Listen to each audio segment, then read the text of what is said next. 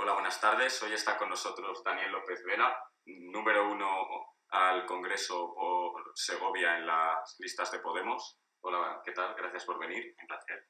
Bien, nuestra primera pregunta es acerca del plan de rescate ciudadano de su programa, que engloba una reforma fiscal, rescate a autónomos y a las pymes. ¿Cómo harían económicamente posible este sistema? Bien, primero hay que entender que este sistema, el hecho de hacer un plan de rescate ciudadano, lo hacemos por un elemento de justicia social. Evidentemente no podemos estar viviendo en una sociedad de democracia donde haya gente excluida del sistema. Pero todo tiene una explicación también desde un punto de vista económico. Para que un sistema como el que tenemos nosotros, en el que es necesario una economía dinámica, lo que se ha hecho desde las posiciones políticas es enfriar la economía y estamos en una dinámica de caída, estamos en caída libre. Por tanto, entendemos que hay que hacer un nuevo modelo productivo, que ese nuevo modelo productivo tiene que estar englobado por una creación de trabajo y la defensa de los trabajadores, y para que el sistema además sea justo hay que buscar que haya una vida digna para todas las personas. Ahí establecemos nuestro plan de rescate ciudadano. Nosotros hemos establecido una memoria económica, somos el único partido que establece una memoria económica en la que establecemos de qué manera poder financiar este nuevo modelo productivo y nuestro plan de rescate ciudadano. No supondría un gasto enorme, simplemente tenemos que buscar el lugar desde donde poder ingresar esos dineros en el Estado. En primer lugar, la persecución del fraude fiscal. En este país son miles de millones los euros miles de millones de euros los que se nos van pues por cuentas que tributan en el extranjero, por diferentes sistemas de beneficios a las grandes fortunas, como por ejemplo las SICAPs, y nosotros establecemos una reforma que obligue a la persecución fiscal de manera que podamos tener unos mayores ingresos. Siempre se asusta con la idea de que no, eso va a obligar a que las fortunas se vayan fuera. No, las ya están fuera, aquellas que no tributan, lo que queremos es que los que estén en España, evidentemente, tributen por ser españoles. Además, establecemos un sistema tributario de carácter progresivo en el que paguen más los que más tienen. No puede ser que en este país los que cobran 60.000 euros paguen los mismos impuestos que los que cobran 300.000. Entonces vamos a establecer una nueva reforma del IRPF para que vaya aumentando entre el 45 y el 55% en diferentes tramos entre los 60.000 y los 300.000 euros. Eso, junto a una reforma del IVA que pretende beneficiar a las rentas más bajas, ya que se van a incluir más productos dentro de la cesta de la compra que tendría el IVA súper reducido, y vamos a aumentar el IVA en los productos de lujo. Con todo eso tenemos establecida una memoria económica que, sin dejar de pagar la deuda, porque nosotros tenemos claro que la deuda hay que pagarla, solo que vamos a establecer unos plazos diferentes y vamos a hacer una auditoría para saber lo que no tenemos que pagar. Entendemos que el Estado puede endeudarse, lo que no podemos entender es que el Estado siga enfriando la economía, porque desde que gobierna el Partido Popular ha aumentado la deuda en este país, por tanto no sabemos para qué han servido los recortes. Tenemos una memoria económica en la que está establecido todo ese programa de ingresos fiscales. Bien, otro punto del programa habla acerca del empleo, la innovación y un nuevo modelo productivo. ¿Cómo conseguirían reducir el paro y a la vez crear empleos de calidad? Bien, sí, se me había olvidado hablar antes de las pymes, que me has preguntado por ellas, pero viene ahora a cuento porque el nuevo modelo productivo que nosotros hemos planteado tiene que ver con salir de la industria del ladrillo, que es en la que hemos estado actualmente, que ha sido la forma de economía de carácter financiero, porque era una pura burbuja financiera inmobiliaria que nos han llevado a las oligarquías del sistema durante estos últimos años. Nosotros planteamos que hay que salir de ese sistema que nos ha llevado hasta la ruina y que ha generado además que mucha gente esté en el desempleo. ¿Qué han hecho los poderes políticos durante los últimos años? Pues en vez de generar nuevos nichos económicos para que este país avance, lo que intentan es que nos convirtamos en China. Es decir, intentar competir a la baja. Y lo que han hecho ha sido atacar a los derechos de los trabajadores. Existía este trabajo y en vez de crear más trabajo, lo que han hecho ha sido trocearlo, temporalizarlo y precarizarlo. Nosotros entendemos que toda la economía, todo el sistema político, económico en este país tiene que volcarse en la creación de empleo. Y entendemos que para que haya un empleo digno, los trabajadores tienen que tener más derechos. Y tenemos que incidir en la capacidad de los trabajadores a tener una mayor capacidad de decisión y de negociación. Establecemos la subida del salario mínimo hasta los 800 euros y establecemos un nuevo sistema de contratos que vaya eliminando poco a poco la temporalidad. Porque generar empleo digno es la capacidad de generar una economía que vaya moviendo todo el sistema. Pero para eso, evidentemente, hay que incidir diferentes nichos económicos, como por ejemplo crear clústeres económicos que lo que hagan es estudiar diferentes sectores estratégicos en los que haya que innovar.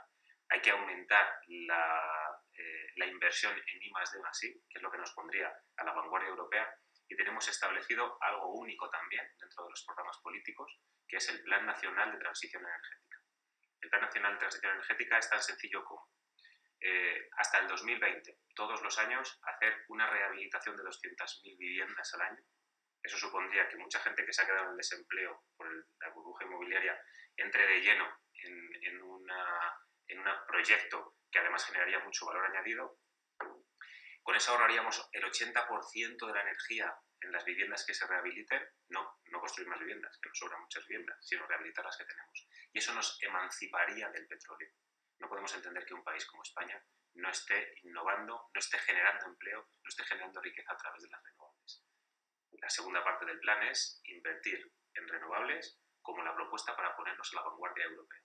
El modelo productivo va a cambiar sí o sí, porque el petróleo se acabará. Quien tenga los medios para poder sobrevivir en ese nuevo modelo productivo serán los que sean capaces de emanciparse del petróleo y de poder subsistir a través de las renovables. Y ahí nosotros queremos ser la voz cantante. Claro, esto es un planteamiento a medio y largo plazo que solo lo puede hacer un partido político que no deba nada a las grandes empresas energéticas. Pero si un partido resulta que sus expresidentes y ministros acaban en Unión Fenosa o en Endesa, entendemos que no va a ir por ese camino. Entendemos que si focalizamos toda la economía en ese ámbito, vamos a poner a España en la vanguardia europea, y creo que es algo mucho más que conseguible, ya que costaría un 1,5% del PIB de este país, y eso es lo que nos cuestan los sobrecostes de las grandes empresas energéticas, para haceros una idea. ¿Y quién es el elemento, el pivote de todo este sistema? Las pymes y los autónomos. Representan más del 90% de la riqueza del tejido empresarial de este país. Y resulta que tienen una legislación leonina mientras las grandes empresas campan a sus anchas. Qué decir además del TTIP, que es un tratado que se está aprobando, que es la gran constitución de las multinacionales, que lo están aprobando PP, PSOE, Ciudadanos en el Parlamento Europeo, mientras aquí dan otra cara. Nosotros establecemos todo un plan para el apoyo, la ayuda a las pymes y los autónomos, para que puedan tener un sistema de crédito fácil, para que exista una banca pública o que aquellas bancas que han sido rescatadas por el Estado hagan créditos fáciles a estas empresas, y porque sabemos que son las que crean el trabajo digno. Hay que apoyarlas a ellas para que creen el trabajo, que además tiene más impacto en la sociedad, porque las pymes son las que tienen más cercanía dentro de esa economía social, que más repercusión tiene en nuestro ámbito. Bien, estamos realizando esta entrevista aquí en la universidad, en el campus María Zambrano de Segovia, y así que una pregunta también importante sería en relación a las becas. ¿Qué sistema de becas y ayudas establecería Podemos? ¿Cómo actuaría en este ámbito? Lo primero es entender que durante los últimos 4 años se ha hecho un ataque brutal a todos los derechos sociales y entre ellos al de la educación. Se ha querido impedir que las rentas más bajas, que las personas con menos posibilidades pudieran acceder a la universidad. Nosotros tenemos el compromiso por justicia y por ética de que todo el mundo, de que exista equidad, no igualdad, equidad, para que las personas con mayor necesidad puedan tener los mismos derechos a acceder a la universidad. Tenemos un plan de crear una nueva ley educativa, eso en el ámbito de la secundaria, de la primaria, la secundaria, pero también vamos a hacer una reforma universitaria porque todo nuestro sistema económico va vinculado a la innovación. Entonces, dentro de las I+D+I tenemos que hacer una reforma universitaria que integre ese elemento. Y sobre todo queremos contar con todos los sectores, el sector estudiantil, el profesorado, mejorar la calidad del profesorado de la universidad. Y vamos a ampliar, tenemos la idea de ampliar hasta 5,7% del PIB el gasto en educación en los 2 primeros años para conseguir llegar al 7% que nos pondría en igualdad con el resto de Europa. Lo que se ha hecho en los últimos años es restar la inversión a coste de recortar en becas, de recortar en profesorado, de recortar en diferentes gastos. Nuestro plan de becas va encaminado precisamente a que todo el mundo tenga esa capacidad de acceso y es uno de los puntos fuertes de nuestro programa. Las becas son necesarias para que un Estado pueda considerarse un Estado de justicia. Y no solo las becas. No solo está en ayudar a los que tienen dificultades, sino en eliminar las tasas, para que todo el mundo tenga acceso y que no haya que pagar, porque somos uno de los países con una de las tasas más altas en la universidad. Eso no tiene lógica. Vale, en su programa hablan de instituciones para la democracia. medidas contra la corrupción y participación ciudadana. ¿Cómo se desarrollaría esta medida? La regeneración política creo que es algo que tenemos en común ahora mismo todos los partidos. Uno lo hacen porque han estado metidos en la corrupción, por no decir que la corrupción forma parte de su sistema, de su funcionamiento, y para nosotros la confianza es nula de cara a esos partidos. Lo hacen para lavarse la cara y para continuar, evidentemente, ganando votos, pero no nos dan ninguna confianza. Nosotros no queremos una lista de promesas electorales para erradicar la corrupción. Queremos garantías constitucionales. Hemos establecido 5 acuerdos para una nueva Constitución y uno de ellos es la erradicación de la corrupción, eliminar las puertas giratorias, para que nunca más expresidentes y exministros de este país acaben en consejos de administración de las grandes empresas. Obligar a la dedicación absoluta para que no tengamos más un Pedro Gómez de la Serna que mientras debería estar defendiendo los intereses de los ciudadanos se dedicaba a ganar dinero consiguiendo obras públicas en el extranjero. Dedicación absoluta. Entendemos que quien consigue acceder a un cargo público porque ha sido elegido por sus ciudadanos debe dedicarse a ello en cuerpo y alma. De hecho, tenemos un código ético establecido en nuestro partido que es el que queremos llevar a las instituciones. Ningún cargo público de Podemos cobra más de 3 salarios mínimos. Es decir, si yo consigo ser diputado, por ejemplo, no voy a ganar más de lo que gano ahora como profesor. Pero eso tiene una lógica. En el momento que a ti te eligen por ser como eres, del ámbito en el que tú vienes, por ejemplo, el que yo sea profesor, si de repente entras en un ámbito en el que tienes privilegios, en el que tienes un sueldo mucho mayor, en el que tienes un chofer, en el que empiezas a codearte en otros ambientes, dejas de ser tú.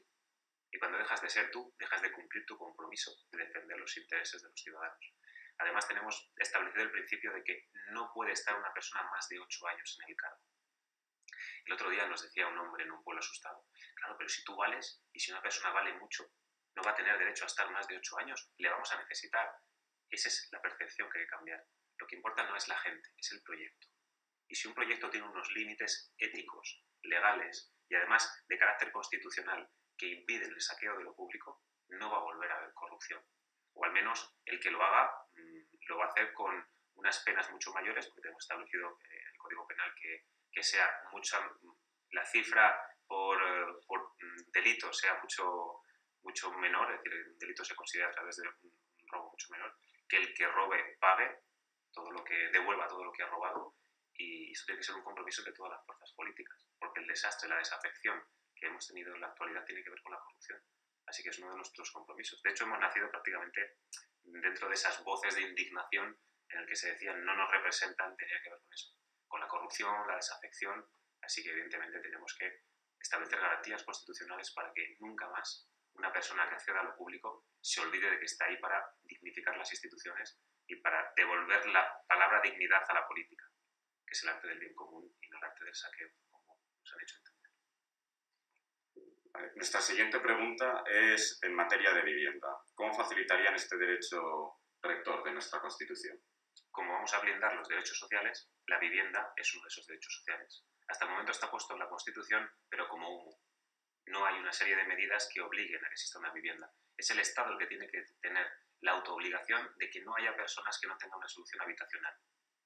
Para eso, evidentemente, todas aquellas viviendas que están deshabitadas deben pasar a un fondo en el cual pueda ser utilizada para un bien común. De hecho, en nuestra Constitución actual, el Estado se permite esa posibilidad. El hecho de que por el interés común algunos elementos puedan ser expropiados, y es así de sencillo, está en la Constitución actual y se ha hecho en algunos casos, y evidentemente sancionar a aquellas entidades, a veces se nos dice que queremos quitar la casa a la gente, no sé, esas barbaridades de dónde salen. Lo que sí que tenemos establecido es poner penas a aquellas entidades como los bancos que tienen que tienen cientos y cientos de viviendas para que evidentemente las pongan en el mercado y a un precio lógico. Tenemos que conseguir que la gente tenga una vivienda digna, tenemos que poner un parque de viviendas que sea de carácter público y que pueda dar solución a personas que estén en una situación difícil en un momento determinado, y evidentemente tenemos que acabar con las barbaridades que nos han llevado hasta la situación actual. Dación en pago con carácter retroactivo, eso es fundamental, y la imposibilidad de hacer desahucios si esa familia, si esa persona está en una situación difícil y no tiene una solución habitacional. Que sí se puede, se ha hecho ya en los ayuntamientos del cambio, lo han hecho en Madrid, en Cádiz y en Barcelona, hemos demostrado que sí se puede y es lo que vamos a llevar ahora a nivel estatal. ¿Podría hablarnos acerca del Consejo de Paz como alternativa al pacto antiyihadista? El otro día tuvimos la visita de un experto en esto, el exteniente Segura, no sé si habéis oído hablar de él, un fenómeno, es un teniente que escribió una novela en la que criticaba la corrupción de la jerarquía militar, estuvo encarcelado por ello, está silenciado, está perseguido, y la verdad es que nos dio una visión fundamental de cómo entender, cómo atajar este problema.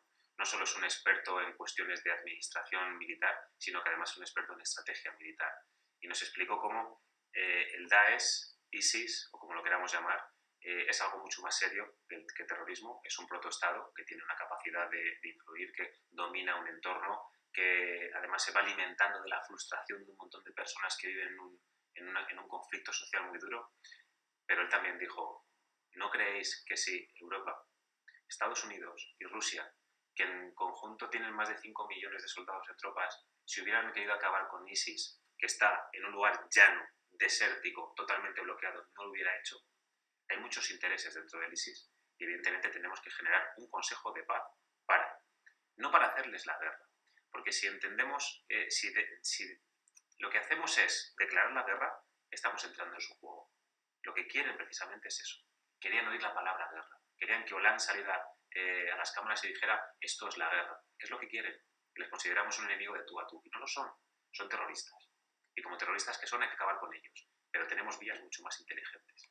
En un lugar que ha sido permanentemente atacado, colonizado, explotado por Europa y por Occidente, no puedes ir de nuevo con tropas, porque la visión que tiene la gente es que vamos a colonizar, que vamos a quitarles lo suyo. Y es lógico que piensen eso. Lo que tenemos que hacer es cortar las vías de financiación del ISIS, que no sé si la gente tiene esta percepción, pero lo que ocurre es que desde España mucho dinero va a ayudar, por ejemplo, a Arabia Saudí. Resulta que Arabia Saudí, que de democracia tiene poco, aunque ayer hubieran votado las mujeres, pero de democracia tiene poco, mucho dinero de ISIS procede de Arabia Saudí. Por no decir que el ISIS, el armamento que tiene, resulta que es occidental.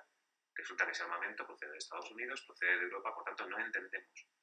Hay que hacer un consejo de paz en el cual se establezcan unos límites para la venta de armas y para que se detenga la venta de armas. Pero claro, resulta que en los 10 últimos años los que se dedican a la venta de armas han aumentado su beneficio un 400%. Por tanto, entendemos que aquí hay algo de trampa. Alguien nos está intentando dar una cara o nos intenta poner una situación de riesgo, de miedo, para que sigamos haciendo guerra. Y es lo que no podemos. No podemos caer en esa trampa. Y no podemos caer en la trampa de recortar derechos. El pacto antiyihadista no establece más que la posibilidad de eliminar derechos dentro de un Estado democrático como el nuestro, y eso no podemos permitir. Eso sería caer, precisamente, nos hubieran ganado la batalla si nosotros eliminamos nuestro Estado de Derecho. Y poco importa aumentar la pena a una persona que ha decidido explotarse en medio de un lugar que está lleno de gente. No sirve de nada aumentar las penas en ese sentido. Lo que tenemos que hacer es actuar sobre el terreno. Y un elemento fundamental es apoyar a las fuerzas políticas y sociales democráticas de aquellos lugares. No ir con tropas, sino ayudar a los que verdaderamente están allí sufriendo esta situación. Y entender que la gente que huye de aquellos lugares y que ahora están llegando a Europa, huyen precisamente de lo mismo que ocurrió en París el otro día. Tenemos que ayudar a esas personas, porque además el mundo islámico es muy complejo, el mundo político islamista es muy complejo, y lo que hay que hacer precisamente es ayudar a ese mundo político islamista de carácter democrático y de carácter moderado. Porque si lo que hacemos es atacar al islamismo como tal, lo que generamos es más fanatismo, más frustración y más gente nutriendo las filas del ISIS. Por eso queremos crear un consejo de paz y queremos hacer un poco más de pedagogía en este asunto, porque es un asunto muy serio. Bien, ha mencionado ahora mismo el asunto de los refugiados. ¿Qué políticas seguirían en cuanto a inmigración y a la situación de estos?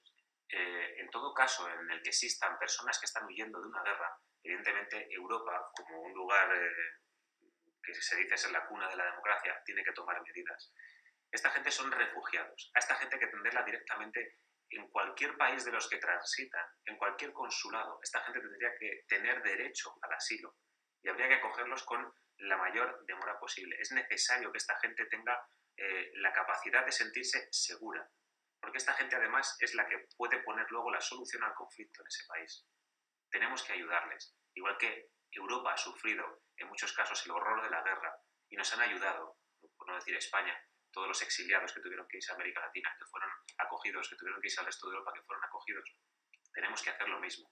No significa mucho, nos meten el miedo de que significa una invasión y no tiene nada que ver con una invasión, ni mucho menos. Representa un porcentaje mínimo de la población. Tenemos la suficiente capacidad para ayudarlos y una vez que les ayudemos, que les demos seguridad, estaremos además ayudando a eliminar el fanatismo y el integrismo.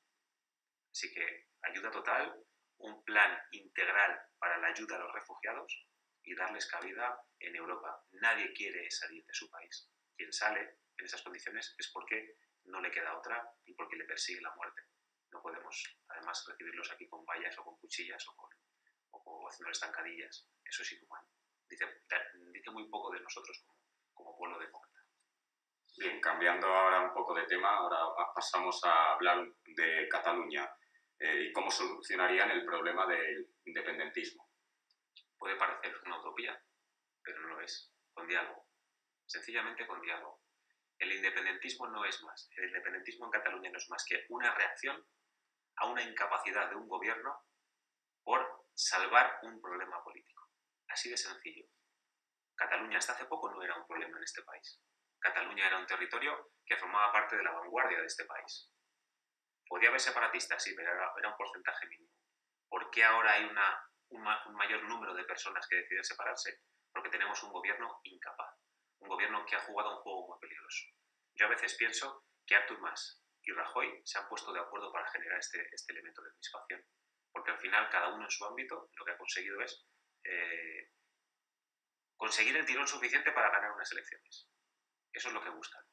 Nosotros entendemos que entre los separatistas y los separadores tiene que entrar una nueva fuerza que realmente ponga el diálogo encima de la mesa. No solo son unos inútiles desde el gobierno central que no han sido capaces de solventar este problema creado por ellos, sino que encima han utilizado la justicia. Ante un problema político utilizan la justicia. Eso no sirve de nada. Nosotros planteamos, dentro de nuestros 5 acuerdos para un país mejor, planteamos un nuevo modelo territorial. Y ese modelo territorial, desde el año 78 se han hecho muchas cosas, unas bien, otras mal. No hay que eliminarlo todo, pero evidentemente en algún momento tenemos que sentarnos a parar y saber qué es lo que se ha hecho mal. Hay diferentes sentimientos, diferentes nacionalidades en este país y podemos conseguir un Estado plurinacional en el que todos nos sintamos orgullosos y patriotas de un país que mira por su gente. En este Estado plurinacional habrá territorios que puedan tener más capacidades, más competencias y no el café para todos que nos han vendido, que al final lo único que ha servido es para duplicar o triplicar la administración en muchos lugares. Hay territorios que tienen capacidad política para ese elemento, pues se le puede dar. Y eso no creo que sea una situación de desigualdad si entendemos que este país es un país solidario y coherente y que todo el mundo tiene igual acceso en cualquier parte del territorio en sanidad, a educación. En eso no tendríamos que enfocarnos. En defender primero los intereses de la gente y crear un nuevo marco territorial en el cual, mira, una de las cosas que tenemos como novedad es que no queremos eliminar el Senado, porque eso sería eliminar democracia, pero sí queremos darle utilidad. El Senado tiene que ser una cámara representativa de los territorios. Eliminar gran parte de los senadores para que no se convierta eso en un cementerio de elefantes como es ahora, y que sean 3, 4 personas por cada uno de los territorios que conforman España, incluido el presidente de la comunidad autónoma, y que sea una cámara con capacidad legislativa para todo aquello que tiene que ver con el elemento territorial autonómico. De esa manera daríamos capacidad, daríamos palabra, daríamos voz a los diferentes territorios y estaríamos además cumpliendo con un compromiso de carácter democrático. Bien, ahora paso a preguntarte por qué puede ofrecer Podemos que no ofrezcan los demás partidos y por lo mismo. ¿Cuál es la razón para votarles el 20 de diciembre? Nosotros somos una fuerza que procede de la indignación que surgió en este país cuando se produjo la desafección brutal entre la política y la ciudadanía. Somos la expresión de esa indignación. Cuando salió la gente a las calles en el 2011, dijeron, nada de protestar, haced un partido. Hemos hecho un partido. Ese partido ahora mismo tiene posibilidad de conseguir el gobierno y es la voz de la gente indignada por verdaderamente democratizar y dignificar las instituciones de este país. Tenemos esa fuerza, en ese sentido estamos limpios y sabemos que somos esa voz de cambio. Pero además tenemos unos compromisos éticos que nos diferencian del resto. Todo lo que planteaba antes de regeneración política, el hecho de que nuestros cargos públicos no van a tener privilegios, y que nuestro sistema de eliminar los privilegios a nivel interno lo vamos a llevar a las instituciones. Pero hay una cosa que no me canso de repetir.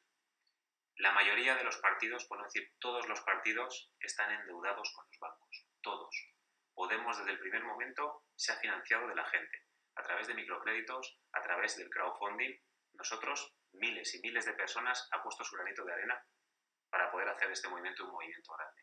Actualmente todos los partidos que están en el panorama político han pedido créditos a los bancos para hacer su campaña electoral. Ayer mismo estaba viendo las cifras de Ciudadanos. 4 millones de euros que ha pedido al Banco Popular para hacer su campaña. Es ahí donde hay que mostrar una capacidad de austeridad. Nosotros, por ejemplo, nos movemos con unos pocos cientos de miles de euros que vienen de la financiación de la gente. Porque nosotros decimos, quien paga, manda. En los partidos ahora mismo mandan los bancos, mandan las grandes empresas. En Podemos manda la gente. Y eso es a mí lo que me da, lo que me hace sentir orgulloso de este movimiento y saber que realmente vamos a trabajar para la gente. Si tienes deuda con los bancos, vas a trabajar para los bancos. Si tienes deudas con la gente, vas a trabajar para la gente. Eso es lo que nos diferencia. Eso y un programa en el cual hemos establecido una memoria económica que no lo tiene ningún partido y, no lo he explicado antes, pero lo dejo para el final, que me viene genial para que entendáis por qué confiamos en nuestro programa. El más coherente, el más sólido, solvente de todos los que hay en cuanto a coherencias políticas. Hay programas más económicos, programas más sociales, el nuestro es coherente. Y además es fruto de la reflexión de miles de personas, porque ha sido votado por miles de personas. Establecemos que si llegamos al poder, dentro de nuestros 5 acuerdos, uno de ellos es la democracia real, vamos a establecer la revocabilidad. Si un partido político, pasados 2 años, no ha cumplido con su programa electoral, se va a su casa. Y eso se hace a través de un sistema, una comisión investigadora dentro del Parlamento. Si no se cumplen unos mínimos, 158 diputados pueden establecer el revocatorio, contando con un 15% del electorado, se puede hacer un referéndum y ese gobierno se va a su casa, para que nunca más nos prometan cosas que luego no van a cumplir, para que el programa se convierta en un contrato social, en un contrato con la gente, y que si no cumples, te vas a tu casa. Por eso confiamos en él, porque vamos a hacer un revocatorio en el caso de que no. Bien, y hemos llegado ya a la última pregunta. Si pudiera realizarle una pregunta a cualquier partido político, ¿cuál sería y qué le preguntaría? Pues, ¿a nivel provincial? A nivel que usted quiera. Pues le haría una pregunta a cada uno de ellos. Al Partido Popular le preguntaría que si no siente la vergüenza de tener en sus filas, en las papeletas de las próximas elecciones, a un posible corrupto y no poder hacer nada para evitarlo. Que si no se acuerda de todo lo que ha ocurrido en los últimos años, de toda la corrupción, de todos los políticos que nos han llevado hasta esta situación, de los recortes, que si no ha pensado en todas las personas que se han quedado sin casa, en todas las personas que tienen un salario que está por debajo que hay gente trabajando para hacerse pobre. Si realmente no piensan eso por las noches y no piensan el daño que han hecho en este país con una serie de políticas de carácter neoliberal que han atacado a la dignidad de las personas de la mayoría social. Al Partido Socialista le tengo que decir que si ha olvidado sus principios, nosotros sabemos que sí, el Partido Socialista ha olvidado sus principios socialistas. El PSOE no es más que una maquinaria que tiene unos intereses electorales donde acaban sus presidentes en grandes empresas, pero han olvidado sus principios socialistas. Por eso nos lo decimos a los socialistas de corazón, que esta es su casa y que aquí vamos a cumplir ese programa de defensa de la mayoría social. Les preguntaría, por ejemplo, a los miembros del Partido Socialista en qué consejo de administración tienen pensado sentarse dentro de 5 años. El otro día Gordo decía que iban a aumentar la posibilidad de entrar a una gran empresa a los 5 años. ¿En qué empresa están pensando dentro de 5 años? Y a Ciudadanos le preguntaría que cómo va a pagar su deuda con Libertas, que es una empresa de armas que ha financiado Ciudadanos hace unos años y que evidentemente eso nos da explicaciones de por qué quieren guerra cuando aparece la guerra, y cómo van a pagar sus deudas con las grandes empresas, cómo van a pagar la deuda con el IBEX 35 y cómo van a pagar su deuda con los bancos y van a compatibilizar eso con ofrecer una política que ayude a la mayoría social. Bueno, pues ya hemos terminado. Muchas gracias por ofrecernos esta entrevista. Un auténtico placer.